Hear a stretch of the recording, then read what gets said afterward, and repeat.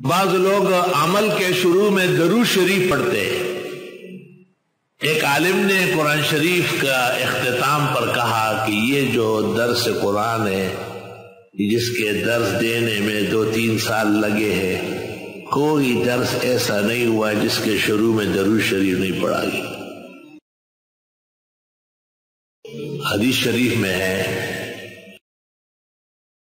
اذا دعا احدکم فلیبدأ بالحمد للہ او الثناء علی اللہ، ابتدا میں الحمدللہ یا اللہ کے ذکر صفت مقام مرتبے کے لائق کوئی کلمہ پڑھ لیا جائے، لیکن درود شریف سے کار خیر شروع کرنا درست نہیں ہے، منع ہے۔ احادیث جو طلبہ عزیز پڑھتے ہیں اور پڑھیں گے، اس میں آپ کو خیال آنا چاہیے کہ ہمیشہ آتا ہے ثم صلوا علیہ، دوسرے نمبر پہ درود پڑھا گیا۔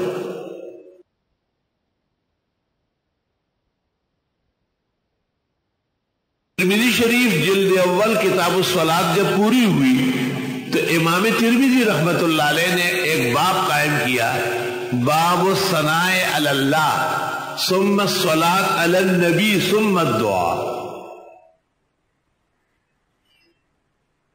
پہلے اللہ کا حمد و ثنا کیا جائے، اس کے بعد درود شریف پڑھ لیا جائے، اور پھر جو دعا مانگنا چاہیے مانگے۔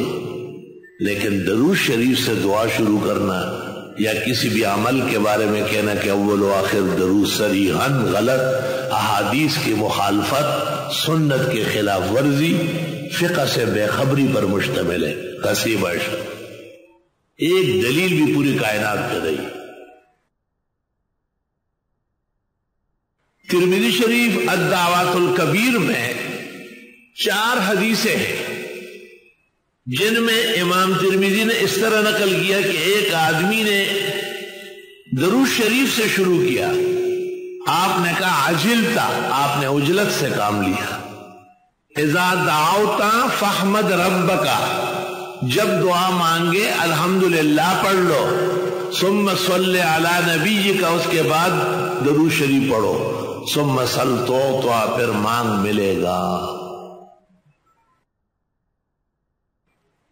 تو دیکھو درود شریف سے شروع کرنے والے کو آپ نے متعجل کہا، عجلتا، سامان ڈیر نہ وقت کرے، حضرت خپش ہوگا۔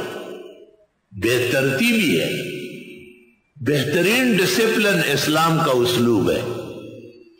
اب ایک اور حدیث میں آپ کو کہیں ملے گا کہ اللہ تعالیٰ بندے کی دعا سنتا ہے ما لم یتعجل، جب تک عجلت نہ کرے۔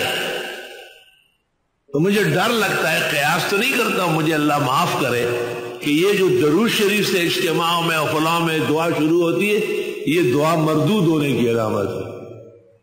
پیغمبر کی مخالفت میں بھی دعا ہوتی، قبول ہوتی ہے۔ آپ تو صحابی کو اجازت نہیں دی تو کسی تبلیغی کو کیا حق ہے کہ اللہم صلی علی محمد سے دعا شروع کرے، یا اور کوئی مولوی؟ یہ سب دین کے پابند ہوں۔ صرف ترجمہ کرنا اور ظاہری تفسیر کرنا تو ہم بھی 10 پارے پورا کر لیں گے ایک ہفتے میں، لیکن یہ ترجمہ اور تفسیر تو وجہ ہے علوم اسلام کا۔ اس قرآن کے ساتھ جو خزائن آئے ہیں وہ سارے آپ کو تقسیم کر رہا ہوں۔ اللہ تعالیٰ نصیب فرمائے اور اللہ عمل کرنے کی توفیق عطا فرمائے۔ ہمارے بھی اگر کسی عمل میں یہ لکھا ہوا ہے کہ اول و آخر درود، تو اس وقت ہمیں بھی معلوم نہیں تھا، سارا علم ایک دن میں تو نہیں آتا۔ پیغمبر کو اللہ فرماتے وقل رب زدنی علما، آپ دعا کریں یا رب میرا علم بڑھا دے۔ تو جب پیغمبر کا علم مزید کو قبول کرتا ہے تو ہم کس شمارے میں طالب علم درجے کے آدمی؟ صحیح بات یہ ہے کہ ہر نیک عمل، خواہ وہ تحریر ہو یا تقریر ہو، دعا ہو یا کوئی عمل اور ورد وظیفہ ہو، ابتدا اللہ کے ثنا و صفت سے، تحمید سے، تمجید سے، تکبیر سے، تقدیس سے، تنزیہ سے، تحلیل سے ہو۔ اور اس کے بعد درود شریف. جتنے بزرگوں نے اس طرح کیا ہے تو ان کو یہ استحضار نہیں رہا کہ پیغمبر نے منع کیا ہے کہ جو شخص درود شریف سے دعا شروع کرتا ہے وہ عجلت کرتا ہے، بلکہ درود شریف دوسرے نمبر پر پڑھ لیا جائے اور عمل ثنا اور حمد الہی سے